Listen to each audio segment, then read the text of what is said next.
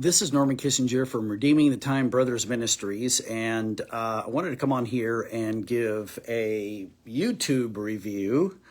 A few times in the past I've given some book reviews, but I wanted to give a YouTube review about a YouTube videos that just popped up on my YouTube, and part of the reason that it popped up was because I love history, so I will sometimes look for old public domain books on YouTube and listen to them that talk about history. I enjoy Civil War history, medieval history, European history, American history, even Far Eastern history, although I don't find as much of that stuff to listen to. But I just enjoy history for some reason. It's fascinating to me. Now, history is kind of like math. People either love it or hate it.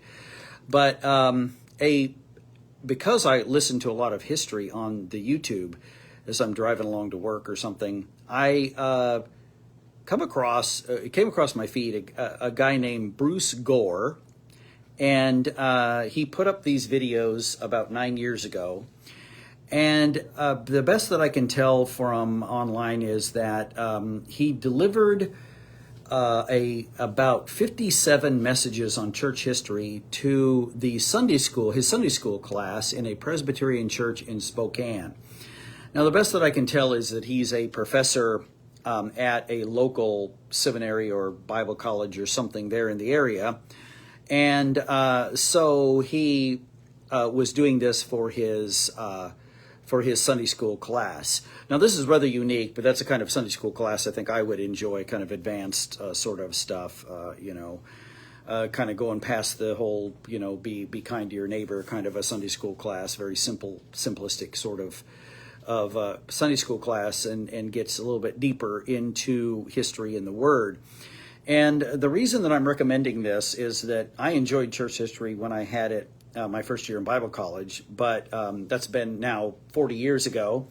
And so it was good to review some of this. But as I was listening to this, I got to say that anybody who is a church world, any Christian, by the way, even if you love history, you're going to love this.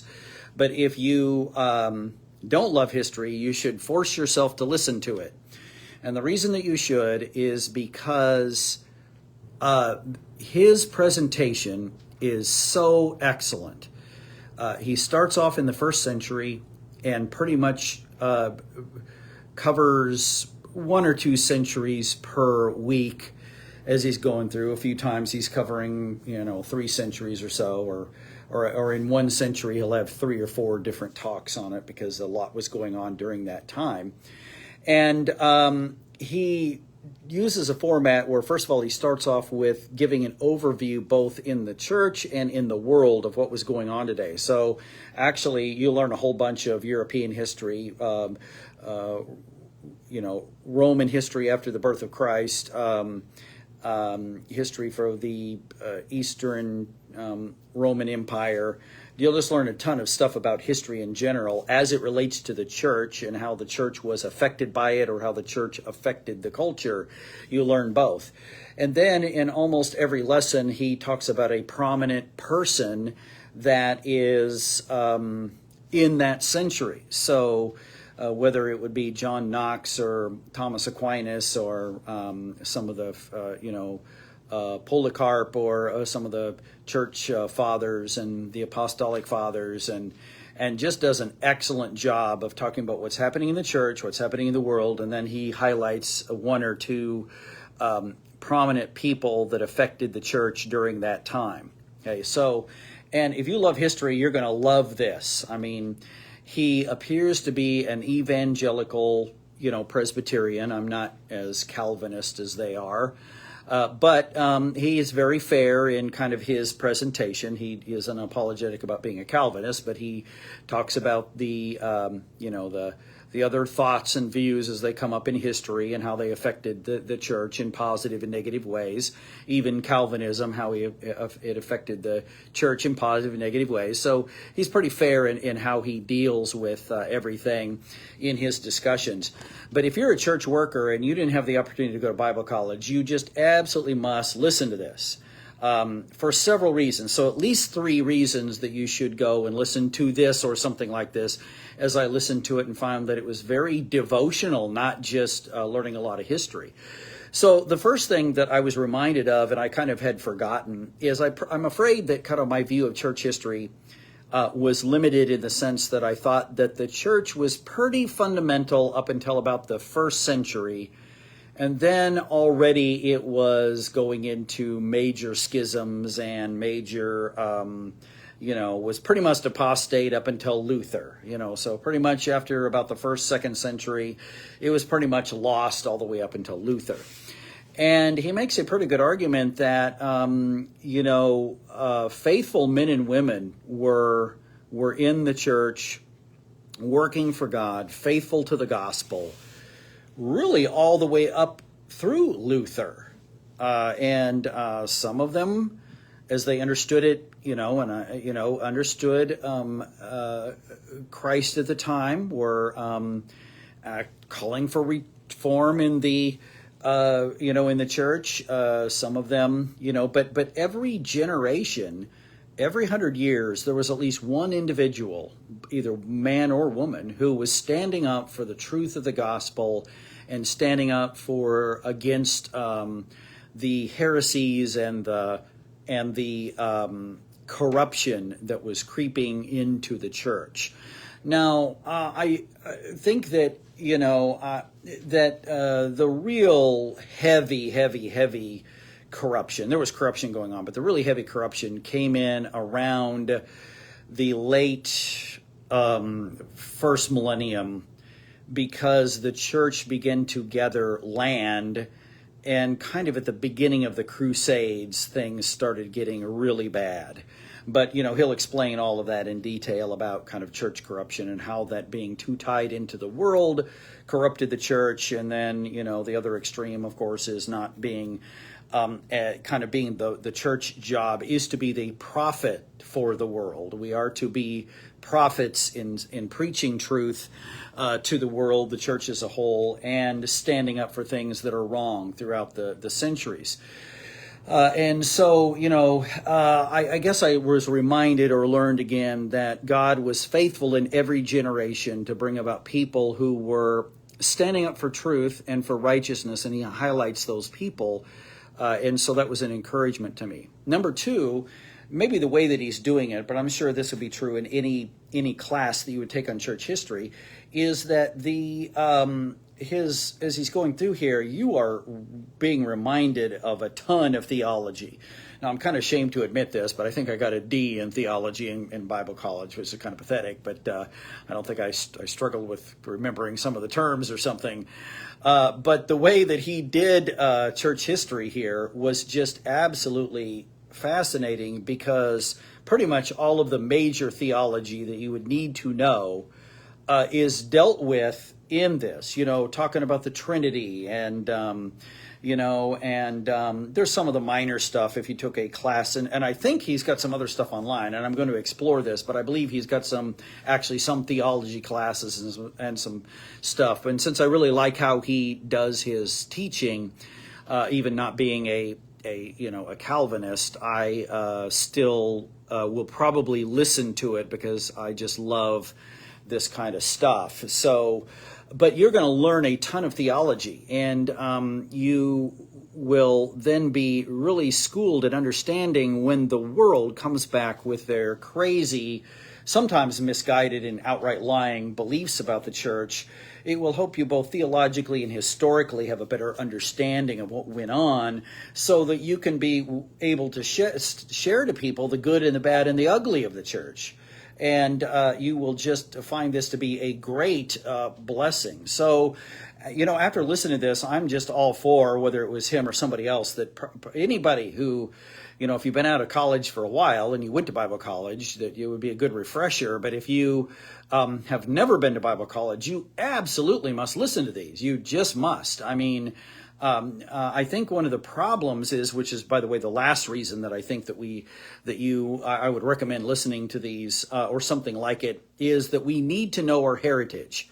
I think we get so lost in our time and space that we do not remember that God is working out there. So when he's not working around us or we're discouraged, we forget that God is working out there and in the past and is preparing the future, and he's at work in all of those areas.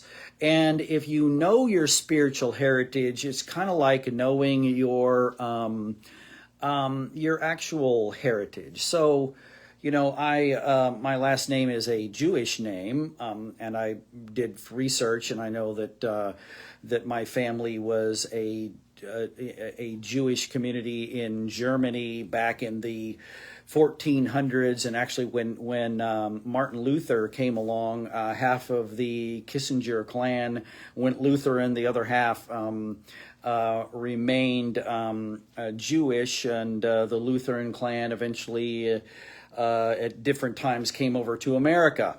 And so, I am part of that church history, or my relatives are a part of that, church history from the past. I think it's just good to know our heritage. It's especially good to know our spiritual heritage of what's going on, to realize that God is working. I love to, I guess the problem for me, or a reason I got bit with this bug, is that I grew up in a community church, which was a Baptist type church back in the early 1970s in Port Orford, Oregon, on the southern coast of Oregon. And that was a very fundamental church that, every other month on a Sunday evening or a Wednesday evening, there was a visiting missionary who came through to roll out his, snake skins and his poisoned arrows and his darts and his things that he got from being on the mission field attempting to give the gospel to around the world back in the 70s. I mean, at that church, we had people come through that knew the people who wrote a very good, you need to look it up it's actually on Amazon, which is a kind of an obscure movie, but called The Peace Child, and about how that in the 1970s, a group of missionaries went into Papua New Guinea, where headhunting and cannibalism was still going on in the 70s, and how that they won those tribes to the Lord. And just a great movie called The Peace Child. Look it up on Amazon. You can rent it. There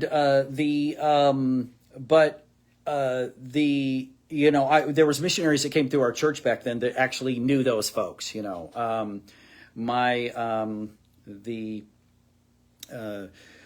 Just different missionaries. It was just a great experience. So I got my appetite whetted for church history, mission work, those kind of things, by exciting, fascinating things when I was a kid. Wanting to be the kid who was running up there to be stupid enough to touch the poison arrow, but that really woke up in me a desire and a love for history and the exciting things that God was doing and is still doing in the world around us. So I think we really need to know our heritage. And I think that is a problem that in the modern kind of church culture, there is this movement, and I'm sure that it's got a name, but I just observe it going on, that kind of the New Testament and modern stuff is really the only thing that's there.